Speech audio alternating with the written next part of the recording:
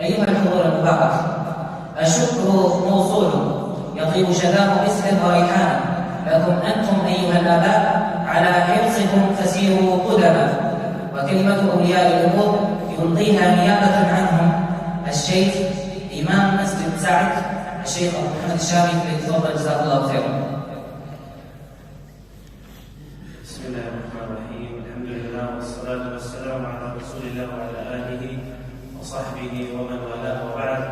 حياكم الله وبياكم إخواني الكرام، أهلا وسهلا بكم. أرحب بكم جميعا أسرة مسجد سعد ورواد مسجد سعد ووجهاء مسجد سعد وأولياء الأمور وطلاب مسجد سعد، حياكم الله جميعا. نسأل الله سبحانه وتعالى كما جمعنا في هذا المسجد المبارك أن يجمعنا جميعا في مستقر رحمته وفي جنته وتحت لواء نبيه صلى الله عليه وسلم، إخوانا متحابين على سرر متقابلين. قل آمين.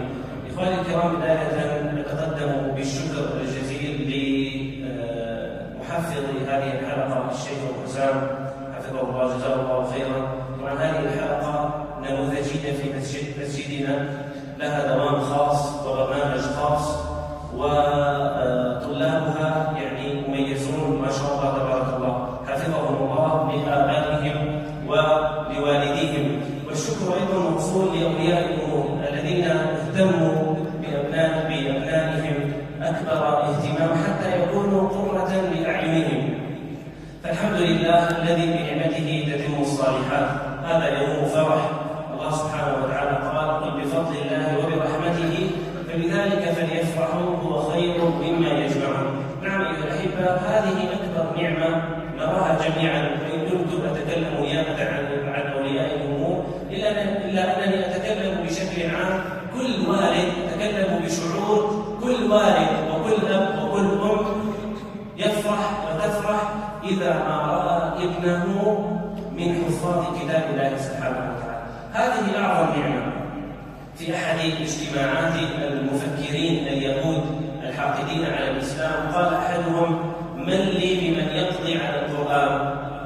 طبعا كلنا نعلم أن أهل الكفر هدفهم الأول هو إبعاد المسلمين عن كتاب الله سبحانه وتعالى. وكلكم رأيتم كيف ذلك الحاقد قام بحرق المصحف في السويد، أخزاه الله وشلت يمينه. فالحرب أيها الأحبة على كتاب الله لماذا؟ لأن القرآن هو رمز الإسلام ودستور المسلمين ورمز عزهم ونهضتهم وفلاحهم وسر نصرهم في الدنيا ورفعتهم في الآخرة. لذلك هم حريصون أشد الحرص على محاربة القرآن وعلى إبعاد المسلمين. يشغلونهم بماذا؟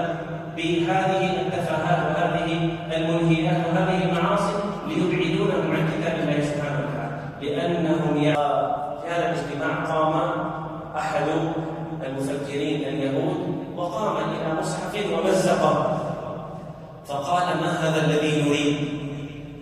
ما هذا الذي نريد؟ طيب ماذا تريدون؟ قال: نريد. الله سبحانه وتعالى قال: أولم يكفهم أنا أنزلنا عليك الكتاب يتلى عليهم. مفهوم هذه الآية أن أعظم نعمة أنزلها الله هؤلاء الأطفال وهؤلاء الأبناء يحفظون كتاب الله سبحانه وتعالى ويجمعون، وهو حافظ القرآن